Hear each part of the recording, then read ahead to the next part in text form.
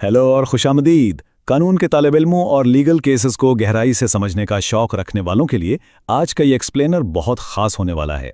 आज हम supreme court of Pakistan के 2026 के एक ऐसे ज़बरदस्त फैसले का पोस्टमार्टम करेंगे जिसने निचली अदालतों की दी गई मौत की मुतअद्दिद सज़ाओं को यकसर कालादम करार दे दिया। इस केस से हमें ये सीखने को मिलता है कि कानून की आंख सबूतों को किस बारीकबीनी से देखती है और कैसे तफ्तीश की एक मामूली सी खामी पूरे मुकदमे की बाजी पलट सकती है। तो चलें सीधा इस केस की तफसीलात में चलते हैं।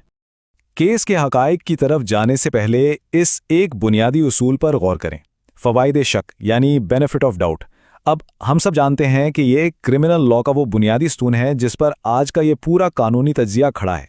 लेकिन यहाँ समझने वाली बात यह है कि जब भी प्रोसिक्यूशन की कहानी में कोई माकूल शक पैदा हो जाए तो उसका फ़ायदा मुल्ज़िम को किसी हमदर्दी या रियायत के तौर पर नहीं मिलता, बिल्कुल नहीं। ये उसका एक कतई कानूनी हक बन जाता है और बिल्कुल यही वो उसूल है जो इस केस में एक गेम चेंजर साबित हुआ।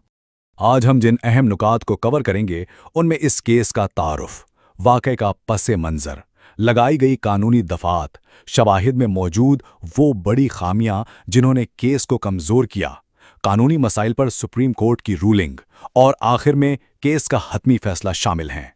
तो शुरुआत करते हैं केस के बुनियादी हवाले से। यह है सुप्रीम कोर्ट ऑफ पाकिस्तान की जानिब से सुनी गई फौजदारी अपील नंबर 257, जिसका फैसला साल 2026 में आया। अब जरा इस वाक़े के पस मंज़र को समझते हैं। आखिर हुआ क्या था? 1 मई 2011 की रात थी। ज़िला अटक में कारवान होटल पर एक इंतहाई संगीन और अफसोसनाक वाक़या पेश आया। FIR के मुताबिक सब इंस्पेक्टर हामिद खान और उनके साथी पुलिस एहलकार अपनी ड्यूटी ख़त्म करके चाय पी रहे थे कि अचानक एक डबल कैबिन गाड़ी से 4 मुसल्लह अफराद उतरते हैं और अंधाधुंध फायरिंग शुरू कर देते हैं। इस हौलनाक हमले में पुलिस अफसरान शहीद हुए, कई जख्मी हुए, सरकारी असला छीन लिया गया और यहाँ तक कि ऑयल टैंकर्स को भी आग लगा दी गई। ये बहुत ही लर्ज़ाखेज़ वाक़या था। और इस मुकदमे ने कितना तवील सफ़र तय किया, ज़रा इस टाइमलाइन से अंदाज़ा लगाएं। 2011 में यह दिलखराश वाक़या हुआ और गिरफ्तारियां हुईं। फिर 4 साल बाद 2015 में एंटी टेररिज्म कोर्ट ने मौत की सज़ाएं सुनाईं। 2022 में हाई कोर्ट ने भी इन सज़ाओं पर मोहर लगा दी। लेकिन 15 साल के एक तवील और थका देने वाले कानूनी सफ़र के बाद 2026 में सुप्रीम कोर्ट ने इस केस का पूरा रुख ही बदल दिया। 15 साल, ये हमें बताता है कि फौजदारी इंसाफ का पहिया कितना सुस्त है, लेकिन बहरहाल चलता ज़रूर है। आगे बढ़ते हैं और देखते हैं कि मुल्जिमान पर आखिर इल्ज़ामात किस नौइयत के थे। ज़ाहिर है इतने बड़े वाक़े के बाद इल्ज़ामात भी इंतहाई संगीन होने थे। इस केस में PPC यानी ताज़ीरात पाकिस्तान की दफ़ा 302 कत्ल के लिए 324, इक़दाम कत्ल डकैती के दौरान कत्ल पर 396 और सरकारी मुलाजिम पर हमले के लिए 353 लगाई गई। और चूंकि इसमें दहशतगर्दी का उनसुर वाज़ेह था तो एंटी टेररिज्म एक्ट की दफ़ा 7 का भी इतलाक़ हुआ। इन्हीं संगीन इल्ज़ामात की वजह से ट्रायल कोर्ट ने अपील कुनिंदगान को 6-6 बार सज़ाए मौत और उम्र कैद सुनाई थी। यानी ये बिल्कुल भी कोई आम या रूटीन का केस नहीं था। लेकिन फिर ऐसा क्या हुआ कि सुप्रीम कोर्ट ने सब कुछ कालादम कर दिया? आइए शवाहिद की इन बड़ी खामियों पर बात करते हैं जिन्हें निचली अदालतें नज़रअंदाज कर गई थीं। यहाँ मैं आपके सामने एक सवाल रखता हूँ, ज़रा प्रैक्टिकली सोचिएगा। गवाहान जो खुद पुलिस एहलकार थे, उनका अपना बयान है कि वो ऑफ ड्यूटी थे, सादा लिबास में थे और उनके पास कोई असला नहीं था। अब एक तरफ से भारी हथियारों से लैस दहशतगर्दों का अचानक और जानलेवा हमला होता है, आपके साथी शहीद और ज़ख्मी हो रहे हैं और ये निहत्ते एहलकार दावा करते हैं कि उन्होंने फ़ौरन हमलावरों का पीछा करना शुरू कर दिया। क्या ये बात हज़म होती है? सुप्रीम कोर्ट के नज़दीक ये बिल्कुल नाकाबिले फ़हम और गैर फितरी रवैया था।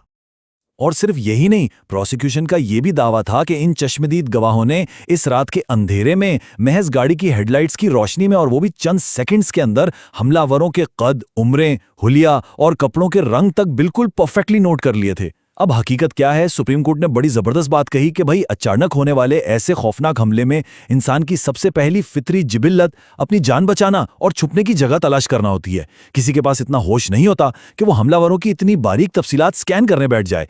इस एक गैर फितरी बात ने गवाहों की वहां मौजूदगी को ही शदीद मशकूक कर दिया।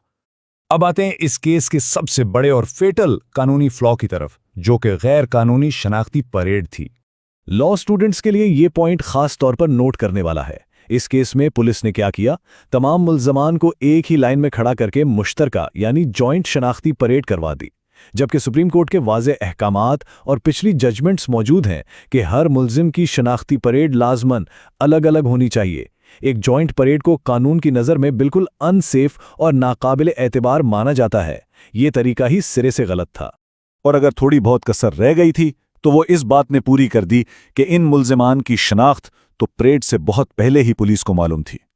जी हां, पुलिस का अपना रिकॉर्ड बताता है कि ये मुल्जिमान पहले से एक और FIR यानी 77/2010 में उनके पास कस्टडी में थे और पुलिस के बकौल वहीं उन्होंने इस हमले का इतराफ़ किया था।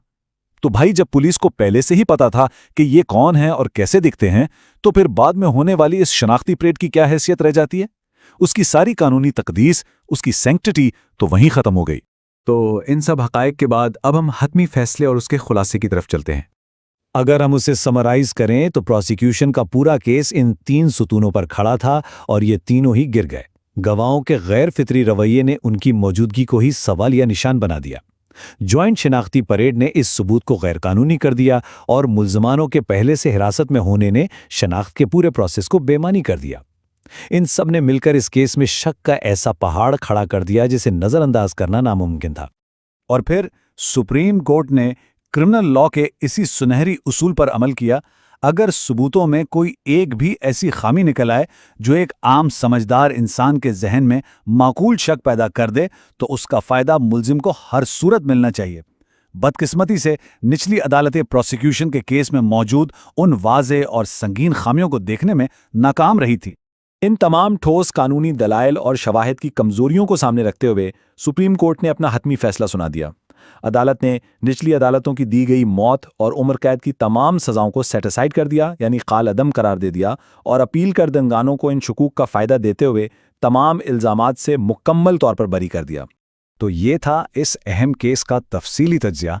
लेकिन जाने से पहले एक लम्हे के लिए सोचिए, हम अपने क्रिमिनल जस्टिस सिस्टम में ख़ास तौर पर पुलिस की तफ्तीश के तरीक़ाकार को कैसे बेहतर बना सकते हैं ताकि ऐसी बुनियादी और महली खामियों से बचा जा सके जो केस को जड़ से खोखला कर देती हैं।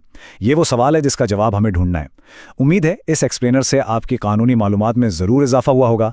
ऐसे ही मज़ीद स्ट्रक्चर्ड और मालूमाती जज्जियों के लिए केस लॉ उर्दू को सब्सक्राइब करना बिल्कुल मत भूलें। इल्म बांटने का ये सिलसिला यूं ही चलता रहेगा। अगले केस तक के लिए अपना बहुत ख्याल रखिएगा।